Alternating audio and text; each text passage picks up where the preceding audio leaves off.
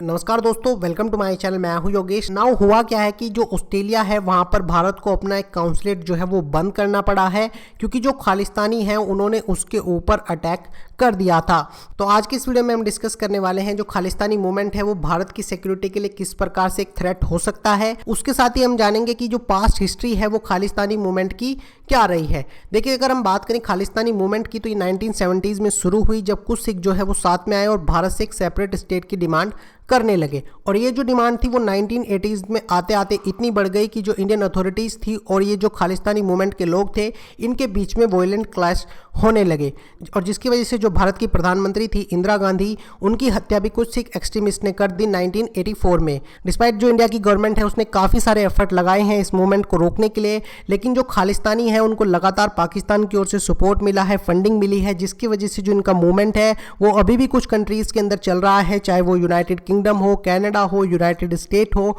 और चाहे ऑस्ट्रेलिया हो, जो कि रिसेंटली इन कंट्री की लिस्ट में ऐड हुआ है। अब अगर हम बात करें कि जो खालिस्तानी मूवमेंट है वो कौन कौन से थ्रेट जो है भारत की सिक्योरिटी के लिए पोज करता है, तो देखिए, जो इसका पहला जो थ्रेट है वो हो सकता है कि पंजाब के अंदर जो सिख और जो हिंदूज हैं उनके बीच में जो है वो इंटर एथनिक टेंशन जो है वो शुरू हो जाए। और ऐसी टेंशन जो है वो हमने देखी थी जब 1980s में, जब ये खालिस्तानी मूवमेंट था वो काफ़ी ज़्यादा जो है वो बढ़ गया था, और जब जो है काफ़ी सारे वॉयलेंट क्लैश जो है वो होने लग गए थे इन दो कम्युनिटी के बीच में। दूसरा जो थ्रेट पोज करते हैं वो ये है कि जो खालिस्तानी मूवमेंट है उसको लगातार लश्कर तैयबा और जैसे मोहम्मद से सपोर्ट मिल रहा है, तो ऐसा ना हो कि जिस प्रकार से लश्कर तैयबा और जो जैसे मोहम्मद है वो भारत के अंदर टेररिस्ट एक्टिविटी करते आए हैं, मासूम लोगों की जान लेते आए हैं, उस तरीके की टेररिस्ट एक्टिविटी ये भारत में करनी शुरू ना कर दे। उसके साथ ही अगर हम बात करें तीसरे थ्रेट की, देखिए तीसरा थ्रेट ये है कि देखिए ये भारत की जो टेरिटोरियल इंटीग्रिटी है उसको अंडरमाइन करते हैं।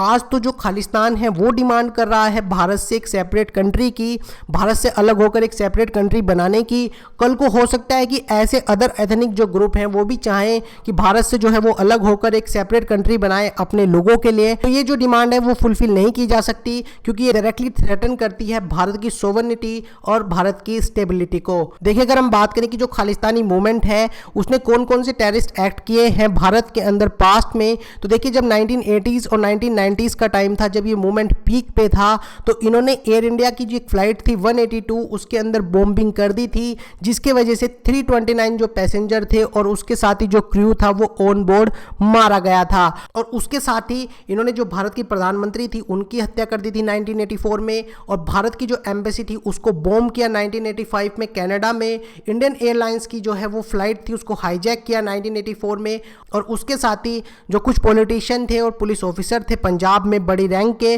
उनको भी जो है इन खालिस्तानियों ने जो है वो मारा है। तो भारत के लिए जरूरी है कि जो ये मूवमेंट है उसके ऊपर कर्ब लगाए। उसके साथ ही भारत को जो है इन सब कंट्रीज के ऊपर जो है प्रेशर बनाना चाहिए कि आप लोग जो है वो अपने यहाँ पर जो खालिस्तानी एक्सट्रीमिस्ट काम कर रहे हैं, खालिस्तानी जो एक्टिविटी कर रहे हैं, जो भारत को तोड़ने का काम कर रहे हैं, उनको जो है रोकिए, उनके ऊपर जो है कर्ब लगाइए, नहीं तो इससे हमारे जो रिलेशन है वो आपके साथ इम्पैक्ट होते हैं। अब ये जो काम है वो भारत को जो है ऑस्ट्रेलिया के साथ भी करना पड़ेगा, क्योंकि ऑस्ट्रेलिया के अंदर भी जो लगातार ये मूवमेंट है वो बढ़ता जा रहा है, और जो इंडियंस हैं वहाँ पर उनको जो है ये लोग काफ़ी ज़्यादा थ्रेटन कर रहे हैं। तो इस वीडियो में इतना ही। Thank you. जय हिंद।